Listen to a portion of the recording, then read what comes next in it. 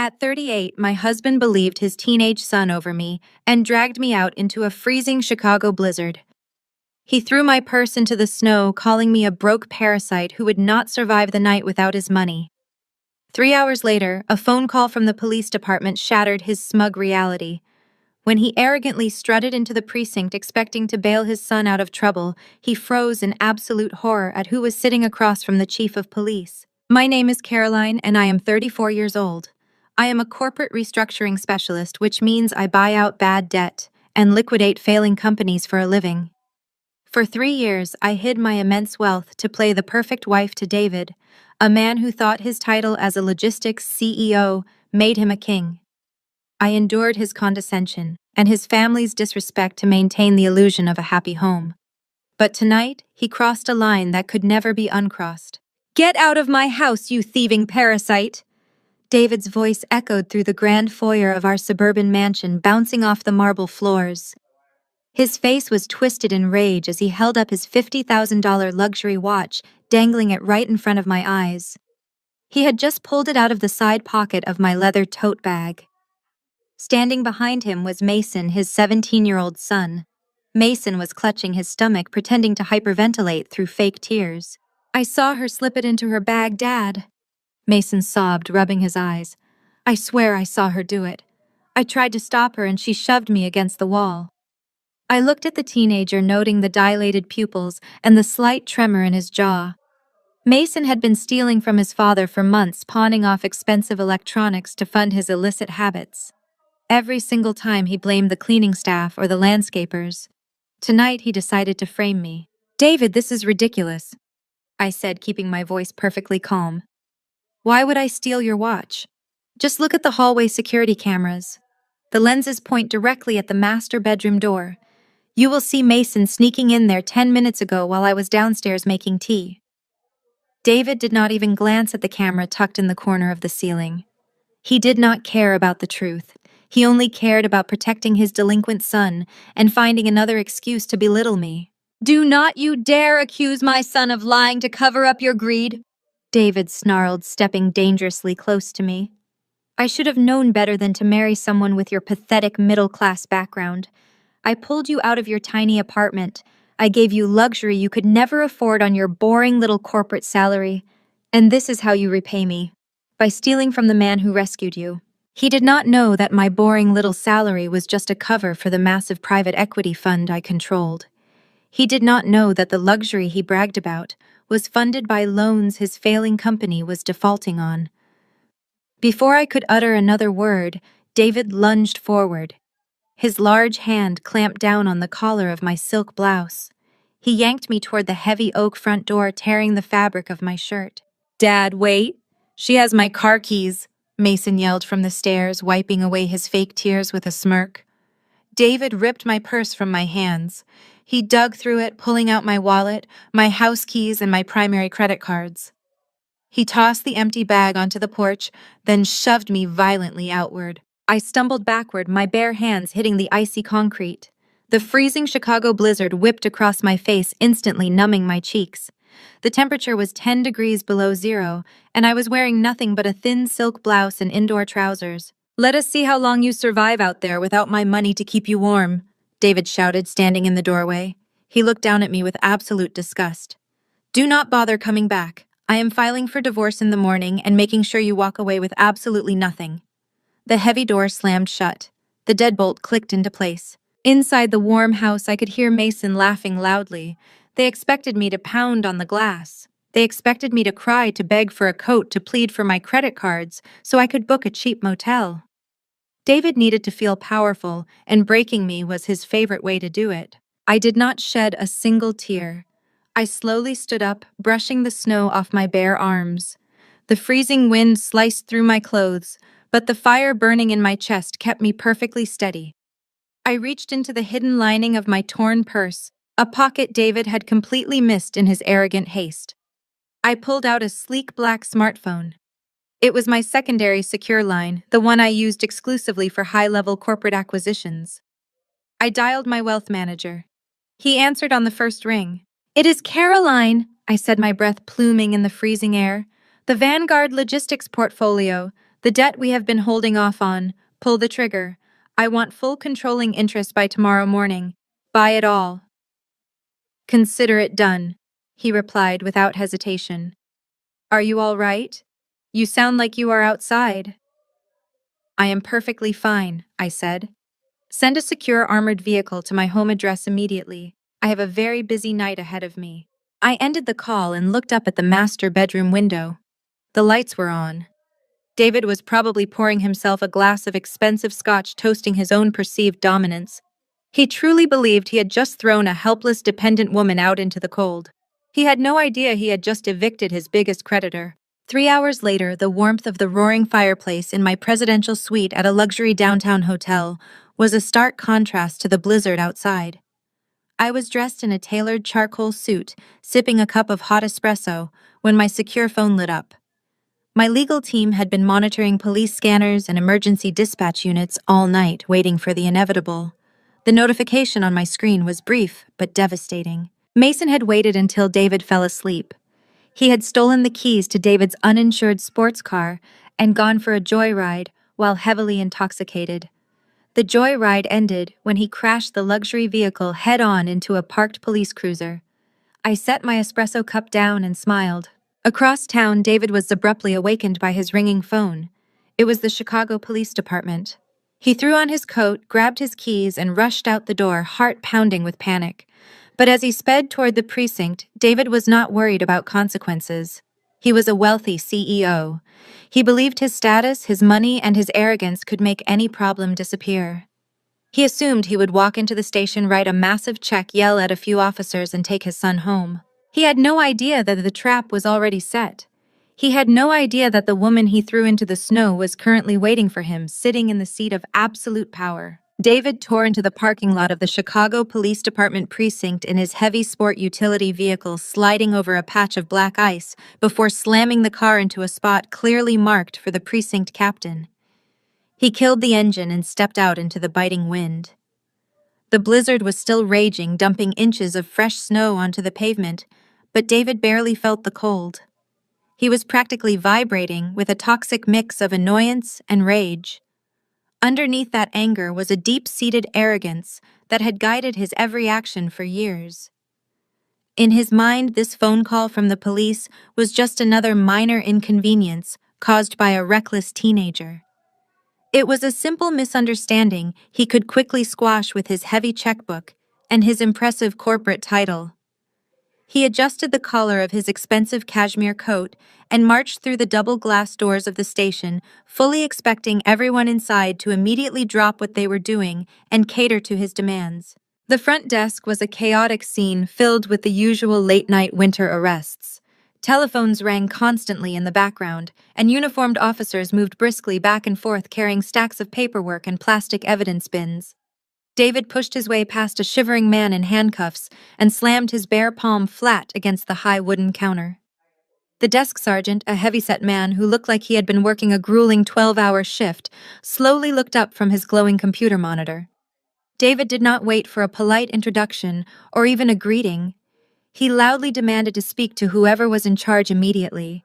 He puffed out his chest and proudly announced his name and his title as the Chief Executive Officer of Vanguard Logistics. He stated clearly that his son Mason had been brought in for some trivial nonsense, and he was here to pay whatever fines were necessary and take the boy home right now. The sergeant just blinked at him, completely unimpressed by the loud theatrical performance. A weary-looking detective stepped out from a back hallway holding a battered metal clipboard. He called out David's name and gestured for him to follow.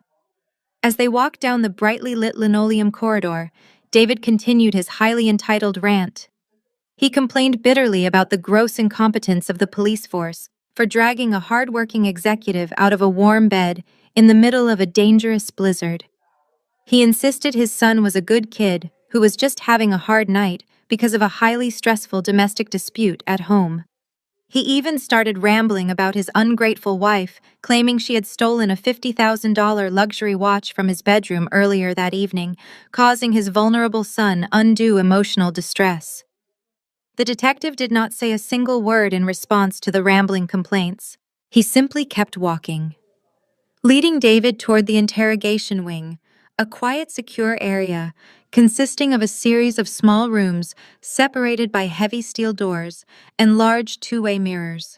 The detective stopped in front of room number 4 and pointed a thick finger at the glass. David adjusted his shirt cuffs, preparing his best stern but forgiving father routine. He fully expected to look through that thick glass and see his 17-year-old son sobbing in an uncomfortable metal chair, terrified and begging for his wealthy dad to fix everything. He leaned forward and looked through the window, and the breath instantly and completely left his lungs. Mason was nowhere to be seen. Sitting at the sterile metal table looking absolutely immaculate in her tailored charcoal suit was Caroline. She was not handcuffed to the table. She was not crying or begging for a lawyer. She was not shivering from the freezing cold he had thrown her into just 3 hours ago. Instead, she was sitting with her legs casually crossed, holding a real ceramic coffee mug rather than a cheap disposable foam cup. Sitting directly across from her, laughing warmly at something she had just said, was the chief of police himself. David stood completely frozen behind the glass, his brain failing to process the surreal scene unfolding in front of him.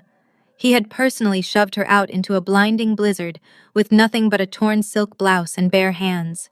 He had maliciously stripped her of her mobile phone and her credit cards, ensuring she would be entirely helpless on the freezing streets. Yet here she was, looking like she owned the entire building, chatting amicably with the highest-ranking law enforcement officer in the district. The initial shock quickly morphed into a blinding, furious panic that made his hands shake. Refusing to accept what he was seeing, David slammed his hand against the heavy door handle and shoved his way into the interrogation room, ready to exert his authority and take back control of the narrative. He immediately pointed an accusing finger at Caroline, loudly demanding to know what she was doing there and how she had manipulated the police to get inside this restricted area. He turned his wrath toward the chief, demanding that this woman be arrested immediately for the grand theft of his luxury watch. He shouted that she was a broke parasite trying to ruin his pristine family reputation to get back at him for kicking her out of his house. He yelled that she had no money, no power, and no right to be sitting comfortably in that chair. Caroline did not flinch, cower, or even raise her voice. She took a slow, deliberate sip of her hot coffee and set the mug down gently on the metal table. She looked up at David with a calm, chilling smile that made his stomach drop. The chief of police did not look amused by David's loud, disrespectful outburst. He stood up slowly from his chair, using his imposing physical presence to block David from stepping any closer to Caroline. He reached into his uniform jacket pocket and pulled out a transparent plastic evidence bag, dropping it heavily onto the center of the metal table with a loud thud. The harsh fluorescent lights caught the gleam of the silver and sapphire dial sealed tightly inside the thick plastic. David stared at it, his arrogant rant dying instantly in his dry throat. It was his $50,000 Patek Philippe watch. The chief looked David dead in the eye and delivered the crushing blow. He calmly explained that they did not recover the stolen watch from Caroline. They found it securely strapped to Mason's wrist right after they pulled the teenager from the smoking wreckage of David's uninsured Aston Martin, which Mason had just driven head-on into a parked police cruiser while blowing twice the legal blood alcohol limit. David stood there completely speechless as the reality of his situation finally began to sink in. The son he had blindly protected had just destroyed everything, and the wife he had thrown away was sitting comfortably in the seat of power, watching his entire world crumble. David stared at the plastic bag containing his luxury watch. The ticking hands on the sapphire dial seemed to mock his entire existence. The arrogant facade he had worn into the precinct shattered into a million pieces. He looked from the chief of police to me and finally understood the gravity of the situation. Mason had not just lied to him. Mason had committed multiple felonies in a single night and handed the police the evidence on a silver platter. His breathing turned ragged. He reached into the inner pocket of his heavy cashmere coat and pulled out a leather-bound checkbook. His hands were trembling as he slapped it onto the cold metal table right next to the evidence bag. He looked directly at the chief, completely ignoring my presence in the room. "Listen to me," David said, his voice dripping with desperate condescension. "This is a simple family misunderstanding that got entirely out of hand. My son is a good kid. He made a mistake because he was upset. I am prepared to write a very generous donation to the Police Benevolent Fund right now. Name your price. We can keep this off the official record and handle it internally." The chief did not even blink. He leaned back in his chair and crossed his arms over his chest. I let out a soft, genuine laugh that echoed off the sterile walls of the interrogation room. David snapped his head toward me, his face flushing with renewed anger. "You think this is funny?" he hissed. "You think you can just sit there and gloat while my son is in trouble?" "I am not gloating, David," I said, keeping my voice perfectly level. "I am just amazed that you still think your checkbook holds any power in this room. You cannot buy the chief of police, and you certainly cannot buy him when my private equity firm just became the primary financial backer of the entire municipal pension fund for the city of Chicago." David froze, his pen hovering inches above the blank check. "That is right," I continued, taking another calm sip of my coffee. "As of last month, my firm manages the retirement accounts for every single police officer in this building. I do not just have a good relationship with the department, David, I practically underwrite their future. Your bribe is not just highly illegal and insulting, it is statistically irrelevant." The reality of his powerlessness finally hit him. The money he had always used as a weapon to bully people was utterly useless here. The rage he had been suppressing all night boiled over. He slammed his fists onto the metal table, leaning over it to loom over my chair. His face was inches from mine, his breath smelling of the expensive scotch he had poured himself after throwing me out into the blizzard. "You listen to me, you vindictive parasite," he growled, his voice dropping to a dangerous whisper. "You are going to tell the chief that you gave Mason permission to wear that watch. You are going to drop any theft charges right now, and you are going to tell them he had permission to drive the car. You will fix this mess immediately, or I swear to you I will ruin whatever pathetic little business you think you run." He raised his hand as if to grab my shoulder again, just like he had done at the house. I did not flinch. I did not move away. I just looked at him with absolute pity. "I would strongly advise against touching her, David." The heavy steel door of the interrogation room swung open, hitting the wall with a loud metallic bang. Kendra walked into the room radiating absolute authority. My brother Evan had hit the jackpot when he married her. Kendra was a stunning African-American woman with a brilliant legal mind and a zero-tolerance policy for arrogant men. She was dressed in an immaculate, sharp-tailored burgundy suit, holding a thick stack of legal files against her chest. She did not just walk into a room, she commanded every inch of it. She pulled back her tailored jacket, just enough to flash the shiny silver badge clipped to her leather belt. "I am Kendra Williams," she announced, her voice echoing with crisp, professional precision. "I am the assistant district attorney for this jurisdiction, and I am officially taking personal control of the case against Mason." David stepped back from the table, his bravado faltering as he looked at my sister-in-law. He had met Kendra twice at awkward holiday dinners and had always dismissed her because she refused to laugh at his offensive jokes. He had no idea how much power she actually wielded in the city. "You cannot do that," David stammered, pointing a shaking finger at her. "This is a clear conflict of interest. You are related to her." "Actually," Kendra smiled, a terrifying, predatory smile. "Since Caroline is the victim of the theft and the registered owner of the destroyed vehicle, I am perfectly within my rights to oversee the prosecution, especially since the perpetrator is not biologically related to my sister-in-law." Kendra dropped the heavy files onto the table next to the evidence bag. She opened the top folder and began reading the charges aloud. "Mason is facing multiple felony charges: grand theft auto, grand larceny for the watch, driving under the influence causing severe property damage, and my personal favorite, felony possession of illicit substances found scattered in the glove compartment of the vehicle." David's face drained of all color. "He is just a boy," he pleaded, his voice cracking as the gravity of the situation crushed him. "He is a minor. You cannot ruin his life over one bad night." "He is 17 and a half, Kendra corrected him, tapping the file with a manicured fingernail. "In this state, given the severity of the property damage and the extreme danger he posed to the public, my office is officially charging him as an adult. He is currently being processed in holding. He will be transferred to the county jail awaiting arraignment." David looked like a man drowning. The reality of federal prison for his precious son finally pierced his thick skull. He frantically scrambled to pull his wallet from his coat. He knew he had to get Mason out of this building before things got entirely out of his control. "Bail," David said, his voice panicked and breathless. "I want to post bail right now. Whatever the amount is, I will pay it. Just process the paperwork so I can take my son home." The chief of police signaled to an officer standing by the door, who walked over holding a portable payment terminal. The officer coldly informed David that the emergency overnight bail for the combined felony charges was set at $100,000. David sneered, regaining a tiny fraction of his arrogant posture. He pulled out his solid metal Black Centurion corporate credit card. It was the card tied directly to the massive accounts of Vanguard Logistics. He slapped it onto the metal table with a loud clack. "Run it," David ordered, glaring at me as if to prove he was still the king of his castle. "And then I am getting my son out of this absolute circus." The officer picked up the heavy metal card and slid it through the payment terminal.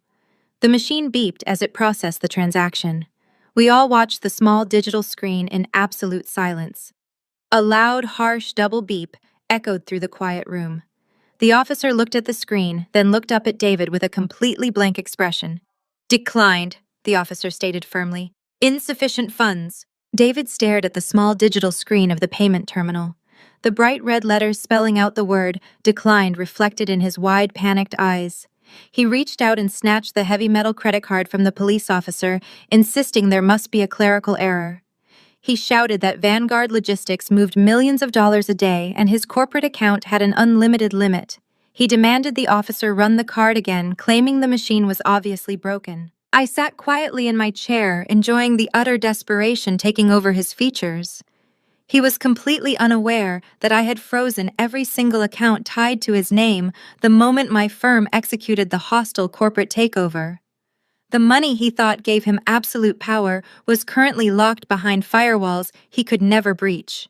Before David could force the officer to swipe the card a second time, a loud commotion erupted in the hallway outside our room. The heavy steel door to the interrogation room swung open again, hitting the concrete wall with a deafening crash. Barbara pushed her way past a protesting uniform officer. My mother-in-law leaned heavily on an ornate wooden cane, dragging her left foot across the floor as if she were in immense physical agony. She was draped in a floor-length mink coat that David had purchased for her last Christmas using company funds. She had always hated me, viewing me as a threat to her endless supply of David's money. Barbara took one look at her precious son, sweating and trembling, then locked her furious eyes on me. "You wicked, ungrateful woman!" she shrieked, her voice echoing sharply off the metal walls. "I knew you were trying to destroy my boy. You set my grandson up." Without warning, Barbara raised her heavy wooden cane high above her head. She swung it violently downward, aiming the heavy brass handle directly for my face. She wanted to draw blood. I did not even flinch. I did not raise my hands to protect myself. I knew I did not have to. Kendra moved with lightning speed. My fierce sister-in-law reached out and caught the descending cane mid-air with one bare hand. She gripped the polished wood so tightly her knuckles turned pale against her dark skin. Kendra effortlessly yanked the weapon out of Barbara's grasp and tossed it clattering into the far corner of the room. "Do not ever raise your hand in my presence again," Kendra warned, her voice dangerously low and steady. Realizing her physical attack had failed miserably, Barbara immediately pivoted to her favorite manipulative tactic. She stumbled backward, pressing her hand theatrically against her chest. She let out a loud, dramatic gasp and collapsed onto the cold linoleum floor, thrashing her legs for maximum effect. "She hit me!" Barbara wailed, pointing a trembling finger at me while looking up pleadingly at the chief of police. "That vicious girl just shoved a sick old woman to the ground. Arrest her right now. I am pressing charges for elder abuse. My heart is failing." David immediately rushed to his mother's side, dropping to his knees on the dirty floor. He looked up at the chief and loudly demanded that I be put in handcuffs for assaulting his fragile mother. He yelled that Barbara had a severe chronic heart condition and my violent actions could have easily killed her right there in the precinct. Kendra simply rolled her eyes and pulled a sleek silver tablet from her leather briefcase. She tapped the screen a few times, syncing it directly to the precinct's internal security network. She walked over and held the glowing screen right in front of David and Barbara's faces, forcing them to look. "I highly recommend you stop crying, Barbara." Kendra said, her tone dripping with absolute authority. Filing a false police report in front of the district attorney and the chief of police is a fantastic way to join your grandson in a holding cell tonight. On the tablet screen, a crisp, high-definition security video was playing. The timestamp matched the current night perfectly. It showed a black Uber pulling up to the front steps of the police station just 3 minutes ago. The video clearly showed Barbara stepping out of the vehicle. She was not limping. She was not clutching her chest in pain. She was wearing 4-inch designer heels and jogging briskly through the heavy snow, carrying her wooden cane tucked casually under her arm like an accessory. She only began her theatrical limp the exact second she pushed through the front doors of the precinct. The silence in the interrogation room was absolute and heavy. Barbara snapped her mouth shut, cutting off her fake sobs instantly. David stared at the screen, his face flushing a deep, angry crimson as his mother's lies were exposed in high definition. Since you are clearly in perfect physical health, Barbara Kendra continued withdrawing the tablet. I am issuing a verbal trespass warning right now. I am also filing an immediate temporary restraining order against you on behalf of Caroline. If you come within 500 feet of my sister-in-law again, I will personally see to it that you are arrested and charged. Barbara scrambled to her feet without any assistance, completely forgetting to pretend she needed her cane to stand. She glared at me, her chest heaving with genuine outrage. She demanded to know who was going to pay for her expensive medical treatments now that I was trying to tear her family apart. She screamed that David would never let me get away with this disrespect. I stood up from my chair and smoothed the front of my charcoal suit. I looked down at my mother-in-law with absolute disgust. No one is paying for your fake treatments anymore, Barbara, I stated firmly. For the past 3 years, David has been funneling $10,000 a month from the Vanguard Logistics corporate accounts directly into your personal bank account. He categorized it as a corporate medical allowance to cover up the obvious embezzlement. Barbara took a step back, her eyes widening in sudden fear. As the new majority shareholder and the legal chief executive officer of Vanguard Logistics, I've already conducted a preliminary audit, I told her, my voice echoing in the quiet room. That fraudulent $10,000 monthly allowance is permanently canceled. You are completely cut off, Barbara.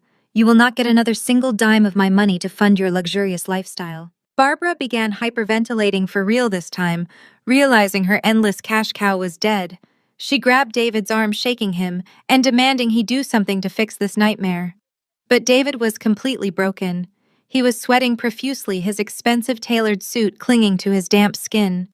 He finally realized he had no money. His son was going to federal prison and the company he had used to fund his arrogant lifestyle was gone. He looked down at his wrist as his smartwatch vibrated with an incoming notification.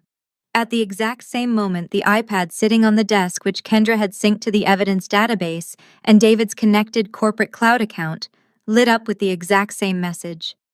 I glanced down at the bright screen resting on the metal table. The text message was from a contact saved simply as Brittany.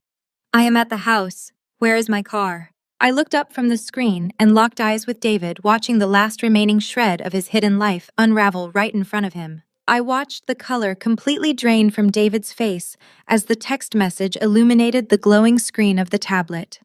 Brittany. The 24-year-old receptionist he had been secretly funding with embezzled company money for the last 8 months. His double life was imploding right in front of the district attorney and the chief of police. He grabbed Barbara by the sleeve of her expensive mink coat and yanked her toward the heavy steel door. He mumbled something completely incoherent about getting a high-priced defense lawyer and practically sprinted down the linoleum hallway. He knew he had to reach the suburban mansion before I did. He desperately needed to hide his mistress and secure his primary real estate asset before I could use any of it against him in a high-stakes divorce settlement. Kendra folded her arms and looked at me with a sharp, knowing smile. My brilliant African-American sister-in-law offered to give me a ride in her secure government vehicle. We walked out of the precinct into the freezing Chicago night, leaving the stolen luxury watch and the crashed sports car firmly in police custody. I already had everything perfectly prepared for this exact scenario. Because David's corporate credit cards were entirely frozen and his luxury vehicles were either crashed or impounded, he was forced to order a standard rideshare vehicle using his mother's personal account. By the time his mundane sedan pulled into the snow-covered circular driveway of our sprawling estate, the blizzard had worsened significantly. Through the blinding snow, David saw a figure standing on the expansive front porch. It was Brittany.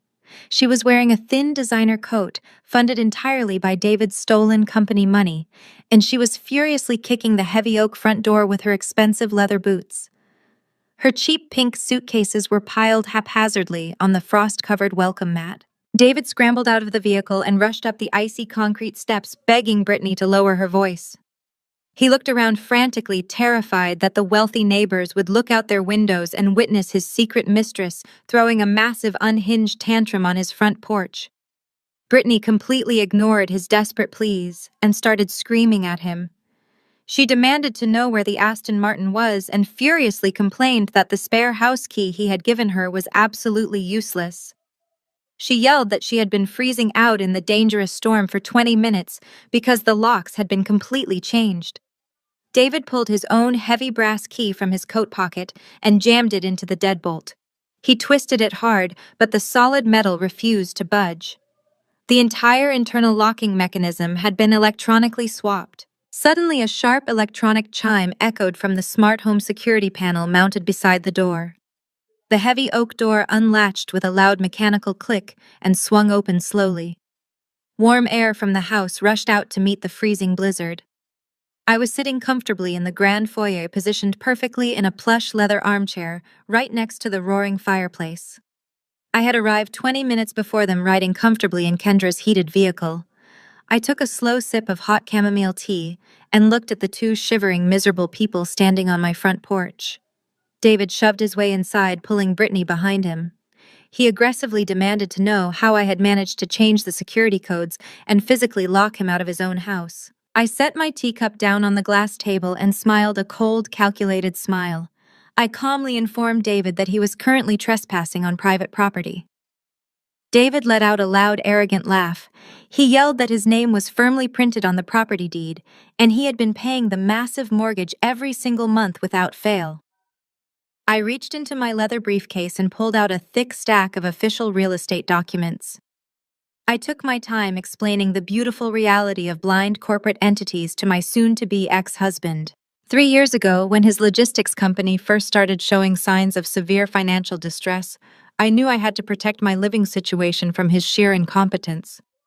I used my private wealth management firm to quietly buy out the entire mortgage note from his bank under an anonymous holding company. For 36 months, David thought he was paying his heavy mortgage to a national bank. In reality, he had been depositing his money directly into my private accounts. David stared at the stamped legal documents. I held up his face, turning a sickly shade of gray. The revelation hit him like a physical blow. I continued my explanation with absolute precision. I reminded him that because his business was failing, he had missed the last 2 mortgage payments. According to the strict legal terms of the loan agreement, I had the absolute right to accelerate the debt and execute a rapid foreclosure. I had legally taken full ownership of the estate yesterday morning. The house was now 100% mine. David did not own a single brick of it. I stood up from my leather chair and walked over to the pile of cheap pink suitcases sitting in the corner of the foyer. Brittany had apparently tried to move her things into my home earlier that evening while I was dealing with the police precinct drama. Without breaking eye contact with David, I grabbed the handles of the pink suitcases. I forcefully tossed them straight out the open front door, sending them tumbling down the icy concrete steps into the thick snowdrifts. Brittany shrieked in absolute horror as her designer knockoff bags burst open in the blizzard, spilling her belongings everywhere. She whipped her head around and glared at David, finally realizing the undeniable truth. The wealthy, powerful chief executive she thought she was dating was completely broke. He had no company, no car, and no house. The luxurious lifestyle she had been promised was entirely financed by the woman standing right in front of her. Brittany's face twisted with absolute fury. She realized she had wasted months of her life on a man who had absolutely nothing left to offer her.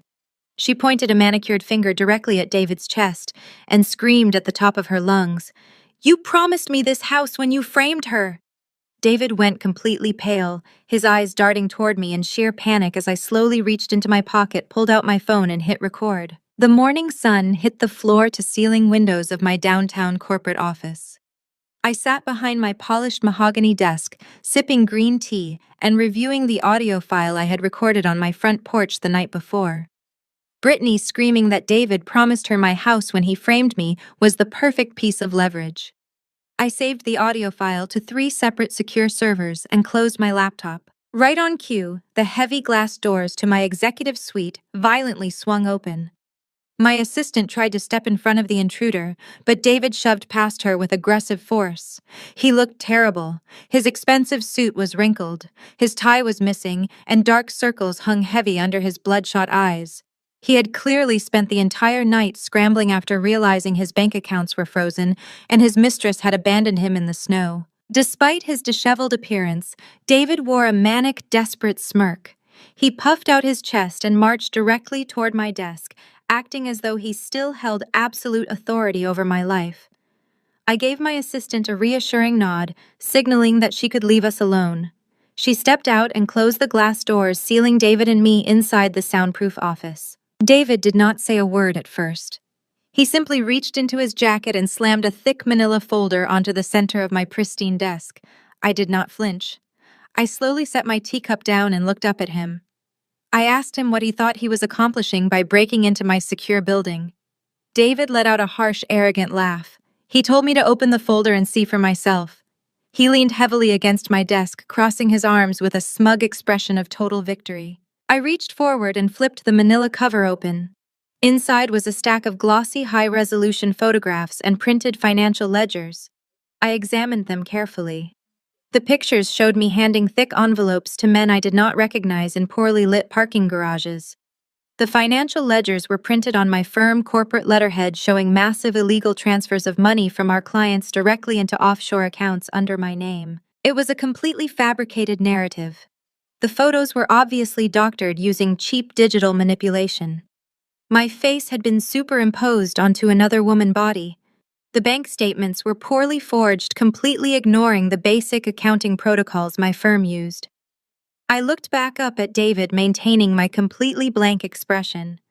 I asked him how much he had paid a desperate graphic designer to create this absolute garbage. David slammed his fist on my desk, making my teacup rattle. He yelled that it did not matter if the photos were fake. He claimed he had deep connections with several prominent media outlets and financial bloggers who were hungry for a corporate scandal. He threatened to email the entire folder to the press within the hour. He promised that the media would run the story without checking the facts, and the resulting scandal would destroy my professional reputation overnight. David leaned in closer, his face twisted with malicious intent. He dictated his terms. He demanded that I immediately sign over the deed to the suburban mansion and transfer full controlling interest of Vanguard Logistics back to his name. If I refused, he would press send and watch my entire career burn to the ground. He thought he had me cornered. He truly believed his pathetic blackmail attempt was a stroke of absolute genius. David began to gloat, pacing back and forth across my office floor. He mocked me loudly, dragging our past into the room to assert his dominance. He laughed, recounting how easily he used to manipulate me during our marriage. He reminded me of all those nights I stayed up until 3 a.m, sitting at the kitchen island, balancing his corporate accounting books entirely for free. He called me his obedient little secretary. He sneered that I was just a naive, quiet woman who was too eager to please a powerful man. He boasted that I had done all the heavy lifting for his business while he was out entertaining clients and spending money. He completely misunderstood my past compliance. He thought my willingness to help him was a sign of fundamental weakness. He never realized that by doing his books every single night, I had learned the exact location of every single penny he ever hid. I knew about the ghost accounts in the Cayman Islands. I knew about the shell corporations he used to buy expensive jewelry for his receptionists. I knew about the massive gaps in his inventory reports. I had mapped out his entire fraudulent empire while he slept soundly in the next room, believing I was nothing but a domestic servant with a calculator. I let him finish his arrogant rant. I let him bask in his false sense of victory for a few more seconds. Then I slowly closed the manila folder and pushed it back across the desk toward him. I told David he was welcome to send his fabricated photos to any news outlet he wanted. I informed him that my public relations team would have a field day suing those publications for defamation, and the resulting settlements would only add to my growing wealth. David stopped pacing. His smug smile began to falter as he realized I was not begging for mercy. He shouted that I was bluffing. He demanded I hand over the company documents immediately, or he would ruin my life just like he ruined my night in the blizzard. I did not raise my voice. I simply reached forward and pressed a single silver button on my desk console. The massive 80-inch flat-screen monitor mounted on the wall behind David blinked to life. A high-definition live video feed appeared on the screen. David turned around to look at the monitor, and his entire body went rigid. The color instantly drained from his face, leaving him looking like a ghost. The live video showed a highly secured industrial storage facility.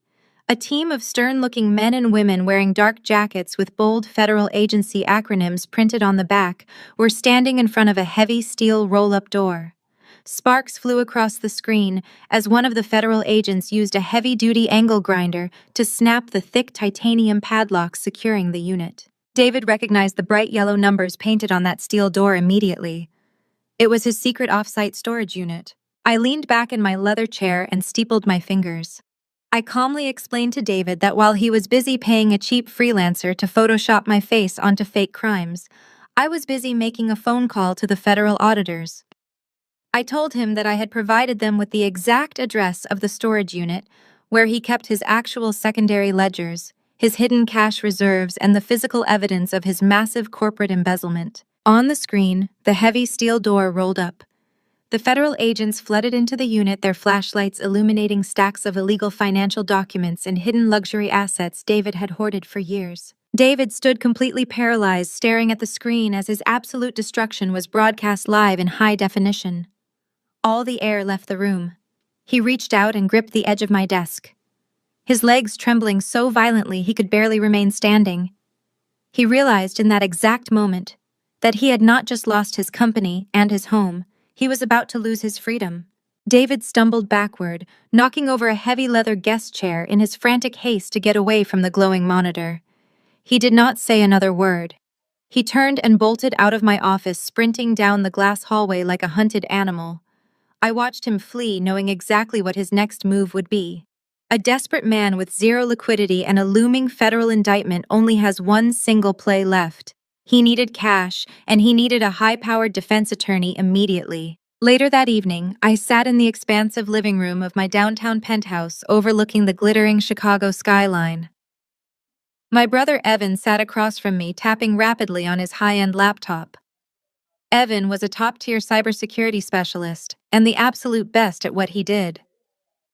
Sitting right next to him was his wife Kendra, still wearing her sharp district attorney blazer and sipping a glass of sparkling water. Evan hit the enter key with a satisfying smack and turned his laptop screen toward me. He took the bait, Evan said, his fingers flying across the keyboard. David just confirmed his RSVP for the annual Chicago Thanksgiving Charity Gala tomorrow night. He also successfully lobbied the event organizers for a 5-minute speaking slot during the main dinner. I leaned forward, studying the digital guest list. This gala was the most exclusive financial networking event of the year. Every major venture capitalist, angel investor, and hedge fund manager in the Midwest would be sitting in that ballroom. Kendra shook her head in absolute disbelief. What exactly is his play here? He has no company, and federal agents are currently cataloging his stolen assets in a warehouse. I smiled, picking up my glass of wine. He is going to sell them a sob story. He will stand at that podium and tell Chicago elite that the stress of our marriage caused me to suffer a complete mental breakdown. He will claim I am currently locked away in a luxury rehabilitation center and that Vanguard Logistics desperately needs a $5 million emergency bridge loan to keep operations running while I recover. He intends to pocket that bridge loan and flee the country before the federal indictments are officially unsealed. Evan laughed darkly and hacked directly into the gala seating chart. He seamlessly added our names to the premier tables, overriding the security protocols. We did not just plan to attend the gala, we planned to completely hijack it. I spent the next 24 hours coordinating with my private wealth management team and Kendra leveraging her legal contacts. We needed absolute precision. The following night, the grand ballroom of the Drake Hotel was bathed in warm golden light. Crystal chandeliers sparkled above dozens of circular tables draped in heavy white silk. The room was packed with the wealthiest people in the city, holding crystal champagne flutes and wearing custom tuxedos and couture gowns. David stood near the front stage, looking incredibly nervous but fiercely determined. He had been forced to rent a cheap tuxedo since all his designer suits were locked inside the suburban mansion I now legally owned. He kept checking his smartwatch, pacing back and forth near the steps of the stage. He truly believed he was about to secure his escape fund. I stood in the darkened vestibule just outside the main ballroom doors, flanked by Kendra and a small group of highly influential people. Through the slight crack in the heavy wooden doors, we watched David step up to the podium. The room quieted down as he adjusted the microphone. He put on a masterful performance. His voice wavered with fake emotion as he addressed the room of elite investors. He wiped a non-existent tear from his eye and began his meticulously rehearsed monologue. "Thank you all for being here tonight," David said, looking out at the crowd with a practiced expression of deep sorrow. "Many of you know my lovely wife, Caroline. Unfortunately, I must share some incredibly heavy personal news with my peers. The immense pressure of our corporate lifestyle became too much for her fragile state. She recently suffered a severe psychological collapse and is currently receiving inpatient psychiatric care at a closed facility." A collective gasp rippled through the wealthy audience. David lowered his head, playing the part of the grieving, devoted husband perfectly. "Because of her sudden tragic absence, Vanguard Logistics is facing a temporary liquidity crisis." David continued, his voice thick with manufactured grief. "I am humbly asking my friends in this room for a $5 million bridge loan to secure the future of our hardworking employees, while I focus all my energy on getting my wife the medical help she so desperately needs." He looked up, expecting to see a room full of sympathetic faces reaching for their expensive checkbooks. He waited for the murmurs of support and the generous offers of financial rescue. Instead, a heavy, suffocating silence fell over the massive ballroom. I gave Kendra a brief nod. My fierce sister-in-law signaled the event security staff standing by the entrance. The massive solid oak doors at the back of the grand ballroom swung open with a resounding crack that echoed across the high ceilings. Every single head in the room turned toward the entrance. I stepped through the threshold wearing a stunning emerald green designer gown that commanded absolute attention. I was not locked away in a psychiatric ward. I was radiating flawless, absolute power. Walking perfectly in step right beside me was Kendra, looking regal and dangerous in a tailored evening suit. And flanking us on both sides, standing shoulder to shoulder with me, were the top 3 billionaire venture capitalists in the city. The very men David was trying to scam. The heavy oak doors of the grand ballroom closed behind me with a solid thud that echoed through the dead silent space. Every eye in the room was fixed on us. I wore a floor-length emerald green gown that swept across the polished marble floor, projecting absolute authority. Kendra walked perfectly in step beside me, looking incredibly sharp in a tailored midnight blue evening suit. To my left and right stood 3 of the most powerful venture capitalists in the Midwest, men who collectively managed billions in assets. Up on the main stage, David stood frozen at the wooden podium. His hand was still raised halfway to his face, holding a silk handkerchief he had been using to wipe away his fake tears. His mouth hung open in an unflattering expression of pure shock. He looked like a man who had just seen a ghost. In his meticulously crafted narrative, I was supposed to be locked away in a high-security psychiatric ward. I was supposed to be broken and silenced. Instead, I was standing in the center of the most exclusive financial gala of the year, looking completely flawless, and backed by the very people he desperately needed. Furious whispers erupted across the massive room. Wealthy guests leaned across their tables, murmuring behind their crystal champagne flutes. David realized his entire escape plan was crumbling in front of Chicago elite. He gripped the edges of the podium so tightly his knuckles turned white. The stage lights highlighted the heavy sweat forming on his brow. He leaned into the microphone, attempting to salvage his desperate, fabricated lie. "Ladies and gentlemen, please remain calm," David said, his voice shaking slightly as it boomed through the speakers. "As you can see, My wife is clearly suffering from a severe manic episode. She has escaped her medical facility. This is exactly the kind of tragedy I was just speaking about. He pointed a trembling finger toward the back of the room. He barked a harsh order at the event security team standing near the service doors. Guards, get her out of here right now. She is a danger to herself and others. Escort her out before she causes a scene and ruins this charity event. 4 large men wearing black suits and discreet earpieces stepped forward immediately. They moved briskly across the ballroom floor, heading straight for me to carry out the removal. Kendra did not flinch. My fierce sister-in-law simply crossed her arms over her tailored suit and offered the approaching men a highly intimidating smile. The guards closed the distance quickly, but as they came within 10 feet of me, the lead guard suddenly stopped in his tracks. He pressed a hand to his earpiece, listening intently to an urgent voice on the other end of his radio. The color completely drained from his face. He quickly held up his hand, signaling the other 3 guards to halt. They all stepped back, lowering their heads respectfully and parting to clear a path for me. David slammed his fist against the podium, abandoning his grieving husband routine entirely. "What are you doing?" he yelled, his voice cracking with panic. "I am a premier sponsor of this gala. I demand that you remove this woman immediately. I pay your salaries." I did not raise my voice. I did not need to. I walked smoothly past the terrified security guards and approached the grand center table right at the front of the stage. This was the VIP table reserved for the highest-tier investors in the city. I reached down and picked up the wireless microphone resting gracefully in the center of the elaborate floral arrangement. "They are not going to touch me, David," I said, my voice echoing crystal clear through the massive ballroom speakers, effortlessly overpowering his frantic yelling. "And you are definitely not a premier sponsor anymore. Your corporate check bounced 3 hours ago. More importantly, those security guards work for the hospitality group that manages this property. I know this because my private equity firm officially purchased the entire hospitality group just an hour ago. I own this hotel, David. You are standing on my stage." The 3 billionaire investors who had walked in with me took their seats at the front table.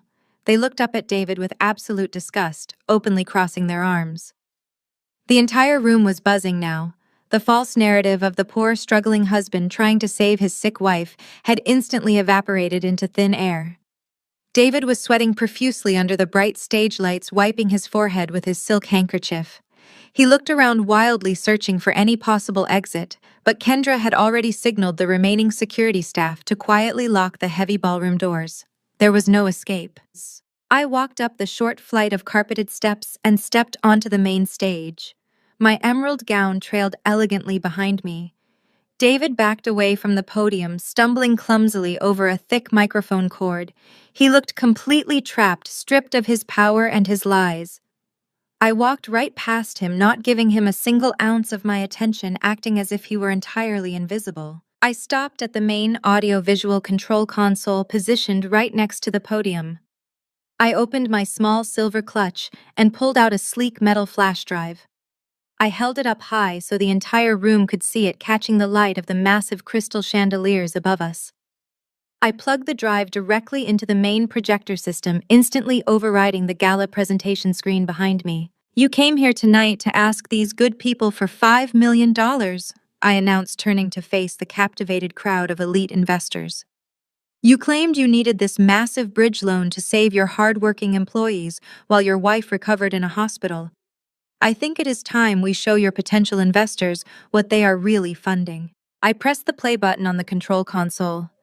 The massive 80-inch presentation screen behind David instantly flashed from a boring corporate logo to crystal-clear high-definition security footage. The hidden cameras I had installed in the main living areas of the suburban mansion provided perfect audio and video. The first clip began playing. It showed the grand foyer of our house just hours before the blizzard. The crowd in the ballroom went completely silent as they watched a 17-year-old boy walk into the frame holding a gleaming silver and sapphire Patek Philippe watch. It was Mason. He looked around the empty hallway to ensure he was alone, then marched directly over to my leather tote bag sitting on the entry table. With a malicious smirk clearly visible on his face, he shoved the expensive watch deep into the lining of my purse. A collective gasp ripped through the wealthy audience. David lunged forward, trying to unplug the projector, but Evan had already locked the audio-visual system remotely, using his laptop from the back of the room. The screen went black for a fraction of a second before cutting to a second video clip. This one was recorded inside David's home office 3 days ago. David was sitting behind his heavy oak desk with his feet propped up, looking incredibly relaxed. His smartphone was resting on the desk, broadcasting a conversation on speakerphone. The voice echoing through the grand ballroom speakers was high-pitched and whiny. It belonged to Brittany. She was complaining loudly about wanting to stay in a luxury cliffside villa in St. Bart's for the winter holidays. She whined that she deserved a vacation for keeping their secret for so long. On the massive screen, David threw his head back and laughed. It was not a nervous laugh. It was a deeply arrogant, condescending sound. "Do not worry, baby," David said, his voice booming through the Drake Hotel sound system. "I am booking the first-class flights right now. I just diverted another 100,000 from the employee payroll tax fund. Nobody is going to notice a thing, and even if they do, I have the Thanksgiving charity gala coming up." In the video, Brittany asked what a charity event had to do with her luxury vacation. David's response sealed his absolute destruction. "Those billionaire investors are gullible old fools," David sneered on the recording. "They love throwing money at a good sob story. I am going to tell them my wife had a total mental breakdown. I will squeeze a $5 million bridge loan out of those idiots by dessert, and we will be drinking champagne on a private yacht by the weekend. They are basically my personal ATM." The video froze on David's laughing face. The silence in the grand ballroom was suffocating. The sheer audacity of his recorded confession hung heavy in the air. David stood frozen at the edge of the stage, his face completely drained of blood. He slowly turned his head to look at the VIP table sitting right in front of him. The 3 billionaire venture capitalists who had walked into the room with me stood up simultaneously. Their faces were carved from stone, expressing a level of pure disgust that words could not capture. The oldest investor, a man who had built his fortune in manufacturing, reached into the inner pocket of his tuxedo jacket. He pulled out a folded check. It was the emergency bridge loan check he had intended to hand David at the end of the night. Maintaining unbroken eye contact with David, the billionaire gripped the heavy paper and ripped the check straight down the middle. He tore it again and again, letting the small pieces flutter onto the pristine white tablecloth. "You are a disgrace to the business community," the investor stated, his voice echoing clearly in the quiet room. "You will never see a single dime from anyone in this city ever again." The spell broke. The entire ballroom erupted into furious shouts and disgusted murmurs. Other wealthy investors stood up, turning their backs on the stage and signaling their spouses to gather their coats. The elite social circles of Chicago were slamming their doors shut on David permanently. His reputation was incinerated in less than 3 minutes. David panicked. He grabbed the microphone and started shouting over the noise, trying to claim the video was an artificial intelligence deepfake. He desperately yelled that I had hired hackers to ruin him. No one was listening. They were already walking out. Suddenly, a loud crash shattered the chaotic noise. Over at table number 4, near the center of the room, a dining chair was violently knocked backward. A woman collapsed, hitting the polished marble floor with a sickening thud. It was Barbara. My mother-in-law had managed to secure a seat at the gala to watch her son secure their financial rescue. She had witnessed the public execution of his character. She had watched the billionaires tear up their checks. The immense stress, the sheer public humiliation, and the sudden terrifying realization that the money was permanently gone hit her aging body all at once. This time, she was not faking a limp. She was not putting on a theatrical performance to get me arrested. Barbara clutched her chest, genuinely gasping for air as her eyes rolled back into her head.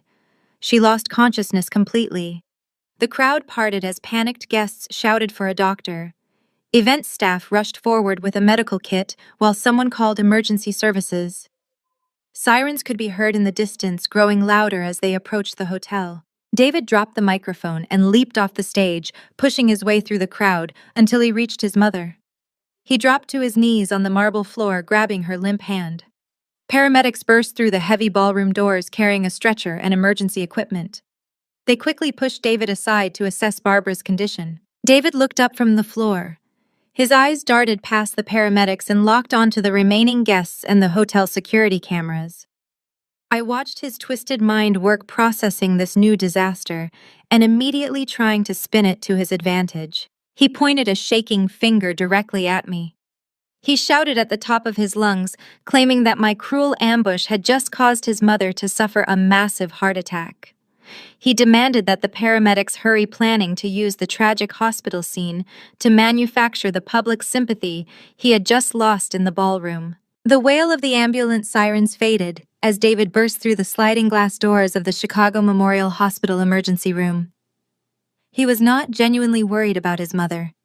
While the paramedics were stabilizing Barbara in the back of the emergency vehicle, David was already on his smartphone dialing the direct line of Trent Evans. Trent was a prominent local news reporter known for highly sensational investigative journalism and broadcasting explosive corporate scandals. David knew his professional reputation was completely incinerated inside that grand ballroom. His only remaining play was to utilize the media to paint me as a ruthless, unstable villain who had brutally attacked a defenseless senior citizen. By the time the doctors wheeled Barbara into a private examination room, Trent and his heavy camera crew had already arrived in the brightly lit hospital lobby. David immediately went into his carefully rehearsed performance. He stood right in front of the blinding white camera light, running a hand through his disheveled hair and choking out manufactured sobs. He looked directly into the lens and spun a truly spectacular lie for the late-night news audience. He told the reporter that his deeply troubled wife had suffered a violent psychotic break. He claimed I ambushed a peaceful charity event and purposefully triggered a massive fatal cardiac event in his fragile elderly mother, just to illegally seize control of his logistics company. David looked pathetic and desperate, perfectly playing the role of the grieving, devoted son. He went on to detail how Barbara had suffered from a severe chronic heart condition for over a decade. He told the reporter that I had maliciously frozen the bank accounts used to pay for her life-saving daily treatments. Trent nodded eagerly, eating up the dramatic narrative and signaling his cameraman to zoom in closer. David was just getting to the part where he demanded my immediate arrest for attempted murder when the automatic doors of the emergency room slid open with a soft mechanical hum. Kendra and I walked straight into the blinding glare of the local news cameras. I was still wearing my floor-length emerald green designer gown, completely unbothered by the late-night chaos. Kendra walked right beside me, her dark eyes locked on David with the absolute precision of a predator zeroing in on its prey. David pointed a shaking finger at me, loudly warning the reporter that the dangerous woman had just arrived to cause more harm. Trent immediately shoved his microphone into my face, aggressively asking how I could justify physically assaulting a sick elderly woman for financial gain. I did not flinch or shy away from the bright lights. I simply smiled and stepped aside, allowing my brilliant sister-in-law to take the absolute center of the frame. Kendra did not look like a woman caught in a messy family scandal. She looked like a judge about to deliver a final death sentence. She pulled a thick stack of certified legal documents from her leather briefcase and held them up right in front of the camera lens. She introduced herself clearly, stating her full name and her official title as the Assistant District Attorney for the county.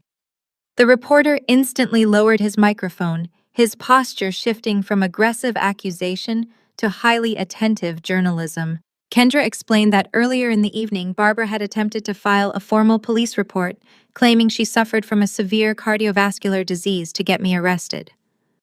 Because that specific medical claim was used to file criminal charges against an innocent party, Kendra had the immediate legal authority to subpoena Barbara's entire medical history from the statewide healthcare database. Kendra flipped open the heavy manila folder and pulled out a stack of documents stamped with official hospital seals. Kendra stared directly into the broadcasting camera and delivered the crushing blow. She announced that the official medical files proved beyond a shadow of a doubt that Barbara was in absolute perfect physical health. Her blood pressure was excellent, and her heart was stronger than most women half her age. She had not suffered a heart attack at the charity gala. She had simply fainted from a sudden panic attack because her lies had been exposed. Kendra then handed the official medical documents directly to the stunned reporter. She pointed a manicured finger to a specific page, highlighting a massive financial discrepancy. She explained to the news crew that for the past 10 years, Barbara had been submitting entirely falsified medical invoices to Vanguard Logistics. David had been blindly approving $10,000 a month in corporate funds to pay for phantom heart treatments that never actually existed. Kendra clearly stated into the microphone that this was not just a petty domestic dispute. It was a textbook case of massive corporate embezzlement, wire fraud, and severe federal insurance fraud. She announced that the district attorney office would be filing formal charges against Barbara by morning. The reporter realized instantly that he had just been handed the biggest financial scandal of the year directly from a highly reliable source. He pivoted sharply away from me and shoved the microphone directly into David's chest. Trent aggressively demanded a comment, asking David if he, as the chief executive officer, had actively facilitated this massive corporate fraud to illegally enrich his mother at the expense of his hard-working employees and investors. David looked wildly around the crowded emergency room, his chest heaving in absolute panic.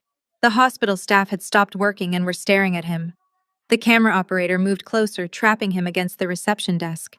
He was completely cornered on live television, and his entire fabricated victim narrative had been blown to pieces in under 2 minutes.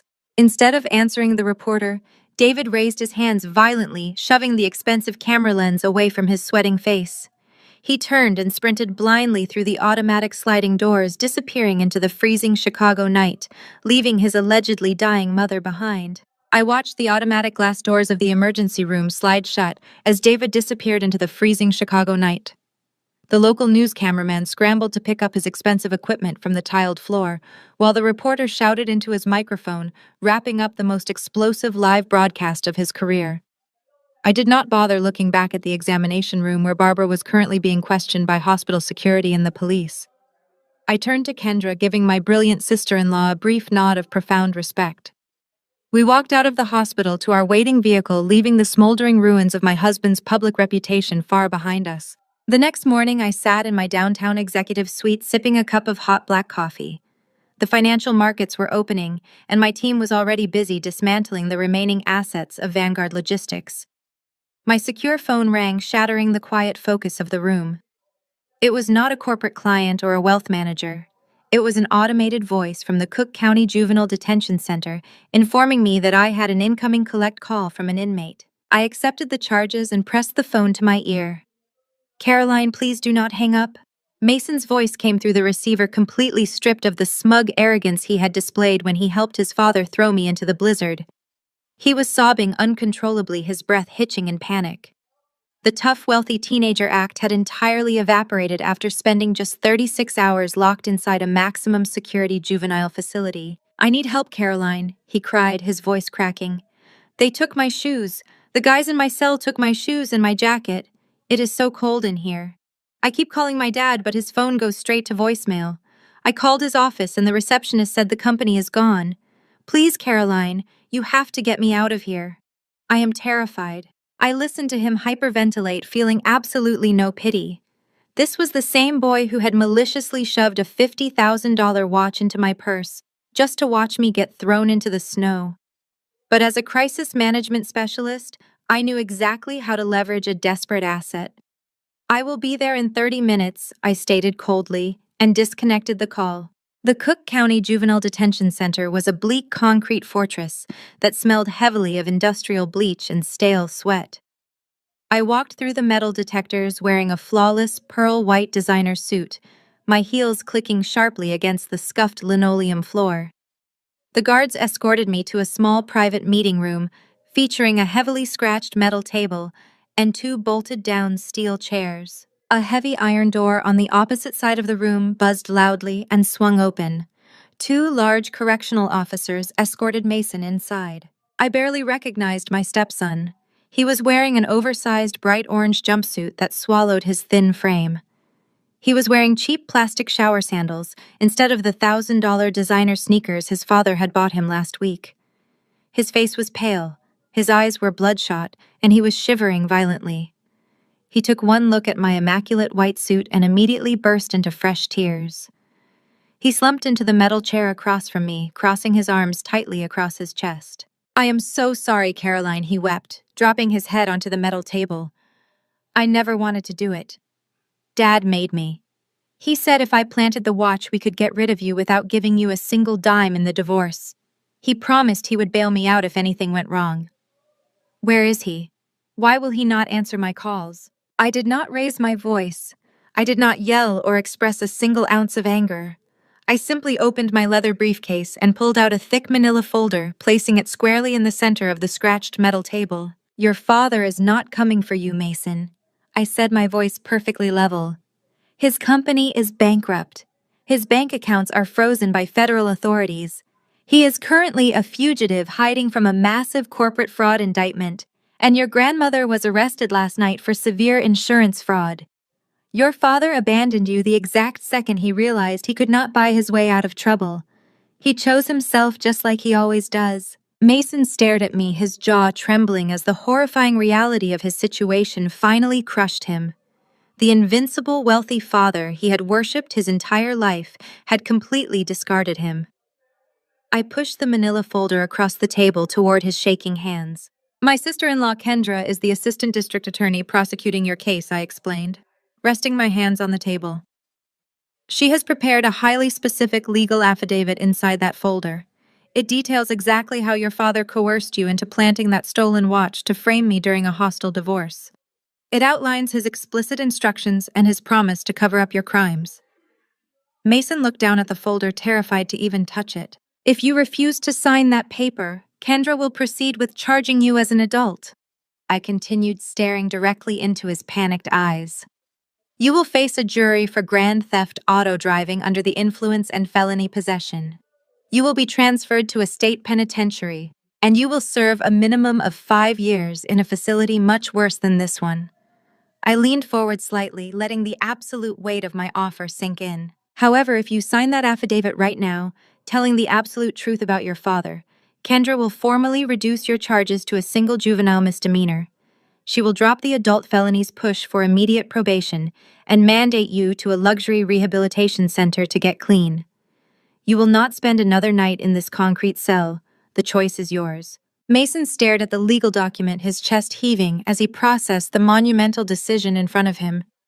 He realized he owed zero loyalty to a man who had left him to rot in a freezing jail cell while fleeing from the law. The boy who had spent his entire life mirroring his father's toxic cruelty finally broke. He reached out with a trembling hand and picked up the cheap plastic pen resting next to the folder. He did not hesitate for another second. He pressed the pen to the dotted line and signed his full legal name, officially turning state's witness against his own father. Leaving the juvenile detention center with Mason's signed affidavit securely locked inside my briefcase, I felt a profound sense of absolute closure. David's most loyal pawn had officially turned against him, securing the evidence we needed to lock his father away for good. But a cornered animal is always the most dangerous. I had barely stepped out of the heavy concrete facility into the crisp Chicago morning when a man in a cheap wrinkled suit approached my armored vehicle. He held out a thick manila envelope, shoving it aggressively toward my chest. He announced that I had been officially served before turning and jogging away. I sat in the back of my luxury vehicle and tore open the heavy envelope. Inside was a formal petition for a hostile divorce filed by David. Despite being a man under active federal investigation with his mother in jail and his son turning state's witness, he had somehow found a bottom-feeding attorney willing to take his case on a contingency fee. The sheer audacity of his legal demands was absolutely staggering. David was formally requesting immediate emergency spousal support. He argued in the official filing that because I was a secret multimillionaire who had maliciously hidden my immense wealth during our marriage, I was legally obligated to maintain the highly luxurious lifestyle he had grown accustomed to. He wanted $50,000 a month in emergency alimony. He wanted half the total value of my private equity firm. He even demanded that the court force me to return the suburban mansion to his name, citing severe emotional distress and marital fraud. He was desperately trying to use the family court system to secure a massive cash payout before the federal prosecutors could officially unseal his criminal indictments. He thought a civil judge would freeze my assets and force a payout, giving him the untraceable cash he needed to flee the country. 2 days later, I arrived at a neutral mediation room in a bland downtown law office for our emergency deposition. David was already sitting at the long, polished conference table. He looked exhausted and unkempt, but his face carried a dangerously arrogant smirk.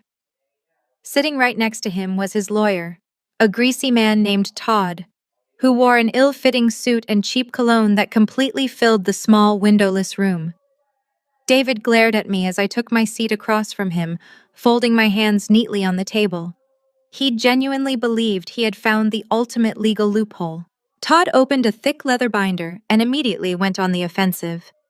He aggressively stated that state marital laws required a fair and equitable division of all assets acquired during the duration of the union.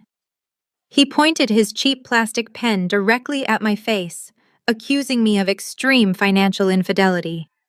Todd loudly claimed that I had maliciously hidden my immense corporate wealth while allowing my poor, hard-working husband to struggle under the heavy financial burden of providing for our household. David leaned back in his chair, crossing his arms behind his head with a smug, self-satisfied expression. He looked at me with absolute contempt and told me I was going to pay for every single ounce of public humiliation I had caused him at the charity gala. He demanded I write a certified cashier's check right then and there to settle the emergency support request, or he would drag my private company through a grueling, highly publicized divorce trial that would ruin my client relationships. I did not flinch or react to his desperate, aggressive threats. I simply looked at my wristwatch, noting the exact time. I calmly informed Todd that I would not be answering a single legal question or acknowledging any of their ridiculous demands without my attorney present. Todd laughed a harsh, mocking sound, asking if my expensive faux-wall corporate lawyers were too afraid to show up to a standard family law deposition. The heavy oak door of the conference room swung open with a resounding, authoritative thud. Kendra walked into the room carrying an incredibly thick stack of sealed financial documents. My sister-in-law looked absolutely flawless in a sharp navy blue tailored suit, her heels clicking powerfully against the hardwood floor. While she was the assistant district attorney currently prosecuting his criminal case, she had filed a special legal notice of appearance to act as my personal legal counsel for this specific civil matter. David panicked immediately. He jumped out of his chair and shouted that Kendra had no legal right to be in the room, claiming her presence was a massive conflict of interest and a violation of his civil rights. Kendra ignored his frantic yelling entirely. She walked straight to the table and dropped the heavy stack of documents right in front of Todd with a loud slam. She smiled a razor-sharp, predatory smile at the sleazy lawyer and politely introduced herself. She informed Todd that the district attorney's office had fully authorized her special presence today, specifically to oversee the direct intersection of David's impending criminal forfeiture and his completely ridiculous civil demands. Todd tried to regain control of the room, sweating slightly under Kendra's intimidating gaze. He loudly repeated their demand for a 50-50 split of all marital wealth, claiming the law was entirely on his client's side. Kendra did not stop smiling. She leaned over the conference table, resting her hands flat against the polished wood. She looked directly into David's terrified eyes and delivered the final crushing blow. "We completely agree to a 50-50 split of all marital properties, Todd. But since Caroline legally acquired her corporate wealth through a protected blind trust years prior to the marriage, your client has absolutely zero claim to her money. However, marital law also dictates a strict equal division of all financial liabilities acquired during the union. Let us look at David's hidden Cayman Island accounts, shall we?" Todd swallowed hard, his cheap cologne suddenly smelling sour as nervous sweat broke out across his forehead. He gripped the edge of the table and tried to sound authoritative, but failed miserably. He aggressively stammered that we had absolutely no proof of any offshore accounts, and even if we did, his client was asserting his Fifth Amendment rights regarding any unverified financial allegations. He demanded we stop playing parlor games and hand over the settlement checks. Kendra did not even blink. She calmly unclasped the thick metal rings of the heavy binder she had dropped on the table and pulled out a pristine stack of documents. Every single page was stamped with the unmistakable official red seal of the Internal Revenue Service. The Fifth Amendment protects you from self-incrimination, Todd Kendra said, her voice echoing with lethal precision. It does not protect you from a completed multi-agency federal audit. The IRS Criminal Investigation Division has been actively tracking David's offshore transfers for the past 14 months. David gripped the edge of the heavy wooden conference table. The arrogant smirk he had worn just 5 minutes ago was completely wiped from his face, replaced by sheer, unfiltered terror. He tried to speak, but his throat was completely dry. Kendra slid the top document across the polished wood, so it rested exactly between David and his incompetent lawyer. During the course of your marriage, David secretly moved over $15 million in embezzled corporate funds into 3 separate shell accounts located in the Cayman Islands. He deliberately filed his personal and corporate tax returns without disclosing these massive foreign assets. That is not my fault, David blurted out, his voice cracking with sudden blind panic. He pointed a shaking finger directly at me. She did my accounting. I told you she managed my books at home. She is the one who hid the money. She framed me. I smiled a cold, practiced smile. I balanced the domestic ledgers you provided to me, David. You explicitly locked me out of your executive firewall. I have the signed corporate mandates proving you deliberately restricted my access to those specific international wire transfers. You forged those federal tax returns all by yourself to keep your mistress swimming in luxury handbags. Kendra leaned forward, tapping the IRS document with her manicured fingernail. Caroline is entirely absolved of any financial liability. However, because you actively committed marital fraud by hiding these accounts, the resulting federal tax penalties are entirely in your name. The IRS has assessed a severe penalty of $10 million for tax evasion, wire fraud, and failure to report foreign bank accounts. You owe the federal government $10 million, David, and it is due immediately. Todd practically jumped out of his expensive leather chair. He started packing his cheap briefcase, frantically fumbling with the brass clasps. He knew a sinking ship when he saw one, and he had absolutely no intention of going down with a man facing imminent federal tax charges and decades in prison. David grabbed Todd by the sleeve of his wrinkled suit, demanding he do something to stop this. But Todd violently yanked his arm away and rushed out of the room without saying a single word. David was left completely alone, sitting across from the 2 women who had meticulously orchestrated his absolute downfall. He was breathing heavily, his chest heaving under his sweat-soaked dress shirt. He looked like a trapped animal wildly searching for an exit that did not exist. I reached into the inner pocket of my tailored blazer and pulled out a sleek silver fountain pen. I placed it gently on top of a fresh stack of legal documents I had brought with me. I slid the papers and the pen across the smooth surface of the conference table until they rested right in front of David's trembling hands. These are uncontested divorce papers. I stated, my voice perfectly calm and devoid of any emotion. They stipulate a complete and total separation of all assets and liabilities. You will relinquish any and all claims to my private equity firm, my corporate holdings, and the suburban mansion. In exchange, I am voluntarily waiving my legal right to force you to liquidate your remaining personal assets to pay me back for the emotional and financial damages you caused. David stared at the thick stack of papers, his eyes wide with horrified disbelief. You are trying to leave me with $10 million in federal debt while you walk away with everything. You walked into this room demanding half of my wealth to maintain your luxurious lifestyle. I reminded him, my tone dripping with icy finality. Instead, I am gifting you 100% of your hidden debt. You built that toxic financial empire all by yourself, David. Now you get to keep it. David shook his head violently, refusing to pick up the silver pen. He shouted that he would rather take his chances in front of a family court judge than sign away his entire life in a windowless mediation room. He swore he would drag this out for years just to make me suffer. Kendra checked her wristwatch with absolute indifference. You have exactly 60 seconds to sign those papers, David. If you refuse, I will step out of this room and signal the 2 armed IRS criminal investigation agents who are currently standing by the elevators in the main lobby. They have a federal warrant for your immediate arrest. Sign the uncontested divorce papers right now, or they will walk in here, place you in handcuffs, and drag you out of this building in front of everyone.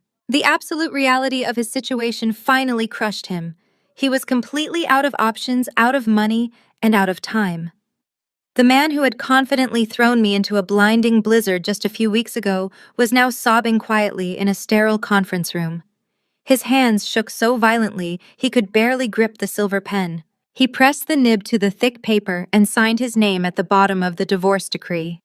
He initialed every single page, formally surrendering every last ounce of control he thought he had over my life. He shoved the documents back across the table, letting out a guttural sound of pure defeat. "It is done," David whispered, his voice completely broken. "You took everything. Are you happy now?"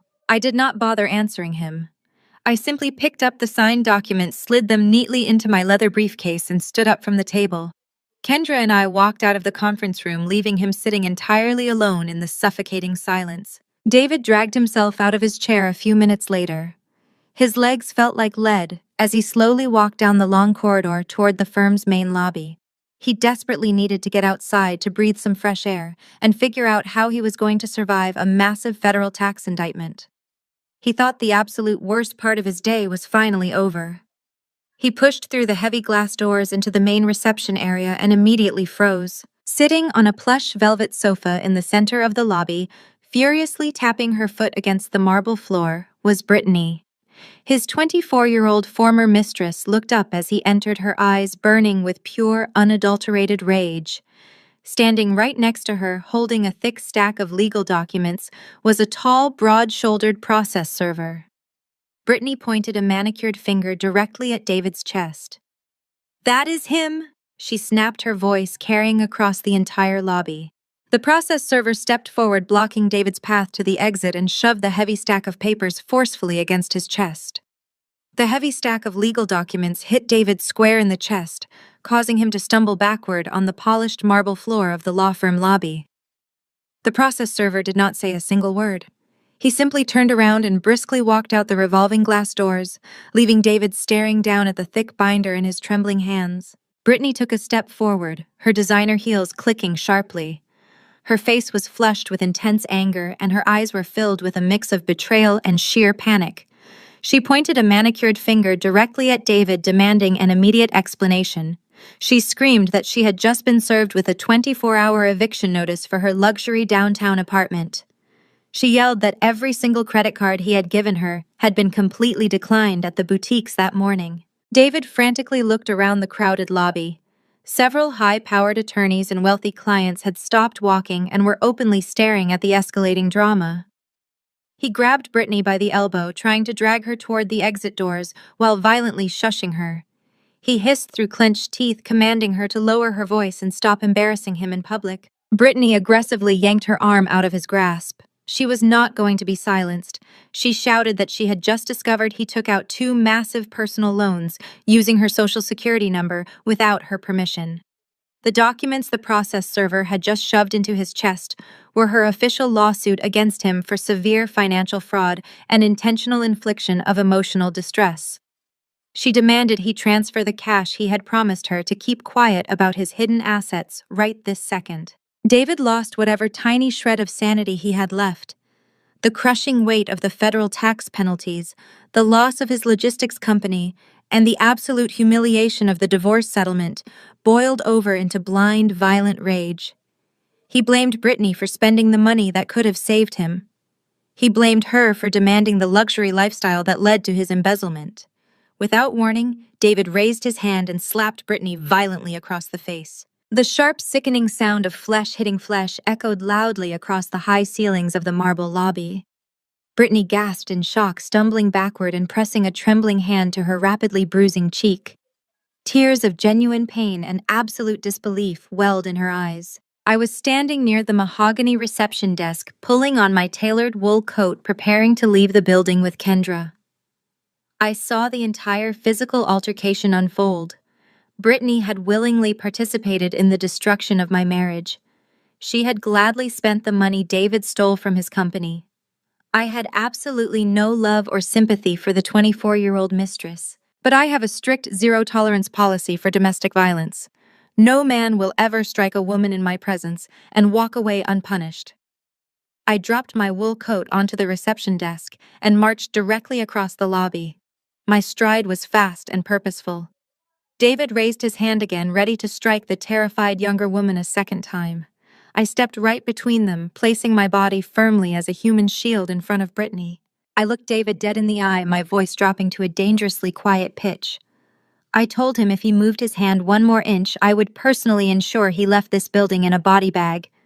David scoffed, his face twisted in unhinged fury.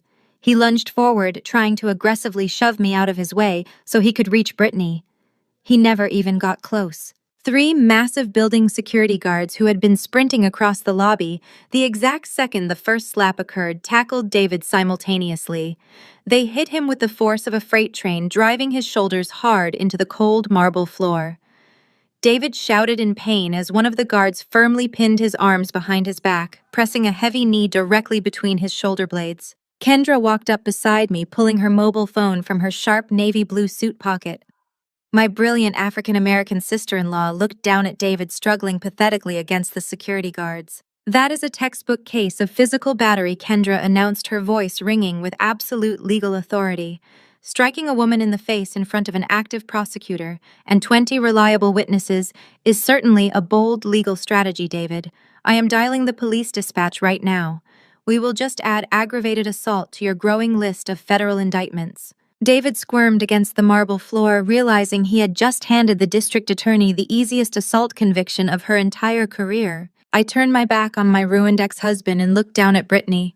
She was shaking violently, tears streaming down her face, ruining her expensive makeup. She looked at me with a mixture of absolute fear and profound confusion. She could not understand why the wife she had maliciously wronged was the only person in the building who stepped in to protect her from physical harm. I opened my sleek leather briefcase and pulled out a thick embossed business card. I held it out to her. "This is the direct personal cell phone number for the most ruthless civil litigator in Chicago," I stated, keeping my tone strictly professional. "She specializes in domestic violence and severe financial abuse cases. Call her right now. Tell her Caroline sent you. She will completely destroy whatever tiny miserable fraction of a life he has left." Brittany stared at the business card, her trembling fingers slowly reaching out to take it. She looked from the card to my face, finally realizing that David had lied to her about everything. He had painted me as a weak, parasitic monster, but the man bleeding on the marble floor was the real villain.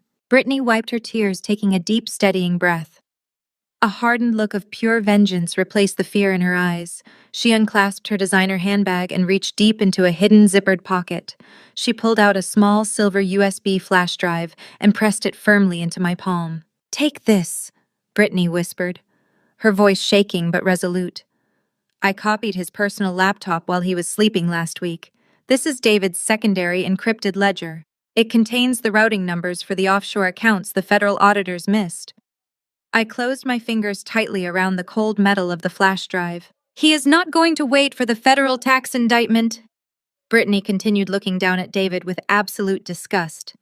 "He booked a first-class ticket under a fake name. He is planning to flee to Dubai tomorrow morning." I closed my fingers tightly around the cold metal of the flash drive. Brittany had just handed me the exact key needed to lock my ex-husband away for the rest of his natural life. I looked at the terrified 24-year-old woman and gave her a single firm nod of gratitude before turning back to Kendra. My brilliant sister-in-law did not waste a single fraction of a second. She took the silver flash drive from my hand and immediately plugged it into her secure encrypted government tablet right there in the law firm lobby.